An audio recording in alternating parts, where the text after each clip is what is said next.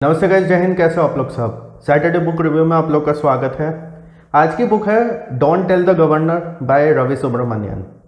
ये रवि सुब्रमण्यन की 7th book है जो मैं इस चैनल पर रिव्यू कर रहा हूँ। इससे पहले मैंने 6 बुक्स उनकी रिव्यू करी हैं एंड ये वाली जो बुक है ये 2018 में पब्लिश हुई थी। ये भी एक क्राइम थ्रिलर बुक है एंड इसमें आरबीआई और जो सेंट्रल गवर्नमेंट है उसके बीच में जो एक थोड़ा सा टसल होता है या उनके बीच में जो क्लैशेस होते हैं उनके बारे में बताया गया है। अब जैसे कि आप लोगों को पता है कि रवि सुब्रमण्यन की बुक्स में 2 या 3 स्टोरीज साइड बाय साइड चल रही होती हैं, बाद में उनका लिंक बताया जाता है। तो वो जो 2 या 3 स्टोरीज हैं वो मैं आपको पहले जल्दी से बता देता हूँ। पहली स्टोरी द डायस्पायर नाम की एक कंपनी की है जो लंदन में जिनका ऑफिस है, जो करेंसी नोट्स प्रिंट करती है एंड वो दुनिया भर की गवर्नमेंट्स को करेंसी नोट सप्लाई करते हैं। उनका जो 40% बिजनेस है वो इंडिया से आता है, बट उनके ऊपर जो है अभी एक सीबीआई प्रोब हो रखी है। आरबीआई भी उनसे नाराज़ है क्योंकि ये कहा जा रहा है कि आप जो अपना करेंसी पेपर देते हो वो आप पाकिस्तान को भी दे रहे हो, जिसकी वजह से जो होता है नकली करेंसी जो होती है वो प्रिंट करी जा रही है एंड वो टेररिज्म वगैरह में यूज़ हो रही है। तो इस वजह से डायस्पायर जो है फंसा हुआ है। दूसरी कहानी दानिश खोसला नाम के एक आदमी की है जो कि एक बहुत बड़ा फिक्सर है। Fixer not in that sense कि वो मैच फिक्सिंग करता है, बट वो सेंट्रल गवर्नमेंट में बिजनेसमैन के थ्रू इन सब चीज़ों में जो एक साठगांठ होती है ना, जो एक दलाली वाला काम होता है वो करता है एंड वो जो है डायस्पायर और सेंट्रल गवर्नमेंट के बीच में भी एक तरीके का इंटरमीडिएरी है। उसको अपना कमीशन मिलता है एंड उसके बहुत बिल्कुल मेन उसके प्राइम मिनिस्टर के साथ कॉन्टैक्ट्स हैं एंड वो जो है कोई भी डील को कहीं से भी कहीं स्विंग करवा सकता है। आरबीआई का जो गवर्नर है हर्षा रंजन, वो बिल्कुल भी डायस्पायर से बिजनेस नहीं करना चाहता एंड वो अब ये चाहता है कि सीबीआई का जो प्रोब है वो आगे बढ़े एंड हम डायस्पायर से जो है बिजनेस अपना बंद करवा दें। दानिश खोसला जो है उसको डायस्पायर से प्रेशर आ रहा है कि भाई आप सेंट्रल गवर्नमेंट से बात करके हमारे अगेंस्ट जो भी केसेस हैं उनको रफा दफा करो एंड हमारा बिजनेस जो है दोबारा स्टार्ट करवाओ। हर्षा रंजन आ रहा है कि भाई मैं ऐसा नहीं करूँगा। दूसरी तरफ क्या है, फाइनेंस मिनिस्टर जो हैं इंडिया के, वो ये चाहते हैं कि आरबीआई गवर्नर जो है मेरे कंट्रोल में रहे, बट हर्षा रंजन एक ऐसा आदमी है जो कि उसके कंट्रोल में नहीं रहता, जो अपनी चलाता है।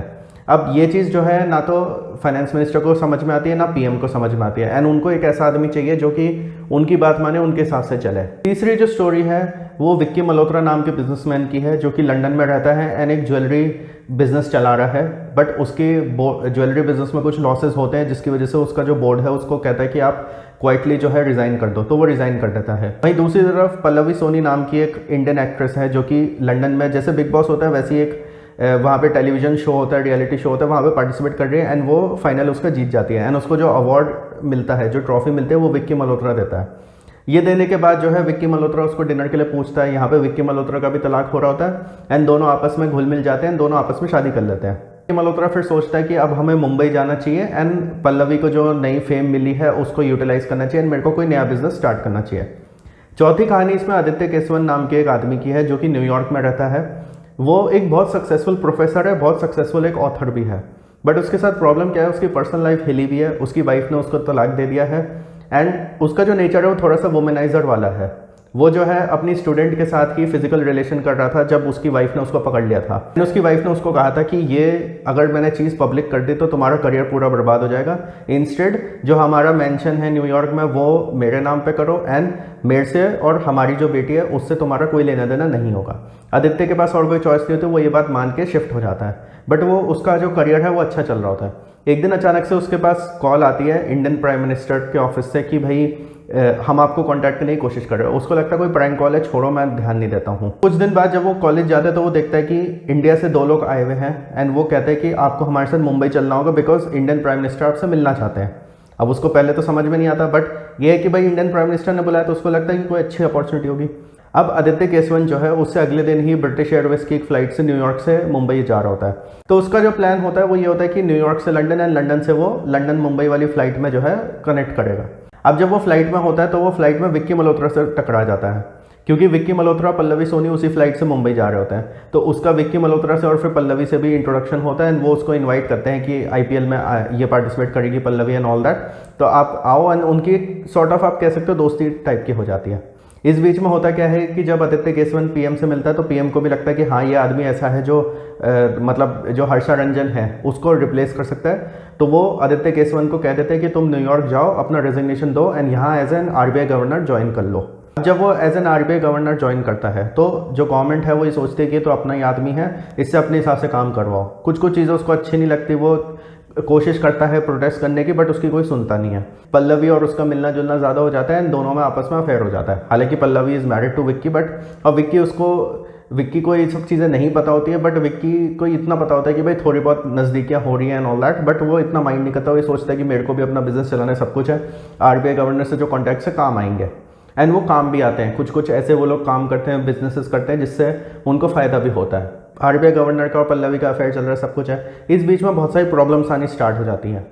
विक्की मल्होत्रा के बिजनेस में भी प्रॉब्लम्स आनी स्टार्ट हो जाती हैं। उसके बाद एक और कैरेक्टर बीच में आता है जिसका नाम मेहुल मोदी होता है। विक्की मल्होत्रा और मेहुल मोदी का कैरेक्टर ऐसा है कि जब आप उनके बारे में देखोगे इस बुक में, तो आपको ऐसा लगेगा कि विक्की मल्होत्रा कहीं ना कहीं ऐसा है जैसे रियल लाइफ में नीरव मोदी था, एंड मेहुल मोदी बिल्कुल ऐसा है जैसे मेहुल चौकसी था। थोड़ा सा नाम चेंज करा है, बट ये है कि कहीं ना कहीं उनका जो वो है, उनका जो आप कह सकते हो जो उनकी पर्सनैलिटी दिखाई है, वो बिल्कुल उन्हीं की तरह ही दिखाई है इस बुक में। उसके बाद दानिश खोसला जो है आदित्य को परेशान करने लगता है। फिर आदित्य इस वजह से भी परेशान हो जाता है कि मैं पल्लवी को संभालूं या फिर मैं एज एन आरबीआई गवर्नर जो मेरी ड्यूटीज़ है वो करूं। अब ये सब ऐसे ही चल रहा होता है, बट कुछ ऐसी अनसर्टेन सिचुएशंस हो जाती हैं जिसकी वजह से अचानक से पीएम ये डिसाइड करते हैं कि 8 नवंबर 2016 को हमें 500 और 1000 के सारे नोट बंद करने हैं, हमें डिमोनेटाइजेशन करना है। अब वो ऐसी क्या सिचुएशंस है जिसकी वजह से पीएम ये डिसीजन लेते हैं? विक्की मल्होत्रा का बिजनेस आगे बच पाता है, नहीं बच पाता है? मेहुल मोदी का क्या रोल होता है? पल्लवी अपनी प्रॉब्लम से बाहर निकल पाती, नहीं निकल पाती? एंड इन सब के बीच जो मेन लीड कैरेक्टर है Aditya Kesavan, who is the governor of the RBI, क्या वो अपनी प्रॉब्लम सॉल्व कर पाता है, नहीं कर पाता? ये सारी कहानी है डोंट टेल द गवर्नर की। अब बहुत सारे लोगों ने बात बोली, स्पेशली जो रवि सुब्रमण्यन के फैंस हैं, कि ये वाली भी बुक रवि सुब्रमण्यन की पुरानी बुक्स की ही तरह है, एंड इसमें भी रवि सुब्रमण्यन ने एक फिक्शन स्टोरी के थ्रू ये बताने की कोशिश करी है कि 2016-17 के टाइम पे कैसे आरबीआई और सेंट्रल गवर्नमेंट के बीच में एक डिस्कनेक्ट था। इसमें लोग ये कहते हैं कि आदित्य केसवन बिल्कुल ऐसा है जैसे उर्जित पटेल थे हमारे जो आरबीआई गवर्नर थे, एंड हर्षा रंजन जो पुराने गवर्नर थे वो बिल्कुल ऐसे दिखाए जैसे रघुराम राजन जी थे हमारे। ये चीज़ें हैं, कुछ चीज़ें मेरे को लगा कि हाँ कहीं ना कहीं ये फिक्शन के थ्रू उन्होंने दिखाने की कोशिश करी कि उस टाइम पे ये सब प्रॉब्लम्स वगैरह थी। ये चीज़ मैं रीडर्स के ऊपर छोड़ता हूँ, क्योंकि ये कुछ लोग कहेंगे कि नहीं ये तो एज अ फिक्शन स्टोरी ही हमें लेनी चाहिए, कुछ लोग कहेंगे कि नहीं इसमें उन्होंने इनडायरेक्ट वे में दिखाने की कोशिश करी कि हाँ उस टाइम पे प्रॉब्लम्स थी। आप जब 2016-17 के इवेंट्स को याद करेंगे, नोटबंदी से पहले क्या हुआ था, नोटबंदी के बाद क्या हुआ था, रघुराम राजन जब थे हमारे आरबीआई गवर्नर या उर्जित पटेल जब थे, एंड प्लस बीच में कुछ ऐसी भी खबरें आई थी कि आरबीआई गवर्नर की सेंट्रल गवर्नमेंट से नहीं बन रहे एंड ऑल दैट, कहीं ना कहीं आपको लगेगा कि इस बुक में सच्चाई दिखाई गई है थ्रू अ फिक्शन स्टोरी। आप लोग जब भी ये बुक पढ़ो प्लीज़ मेरे को कमेंट्स में ज़रूर बताना आपको ये बुक कैसी लगी। Like this video, share it with all your friends. Thank you for watching the video.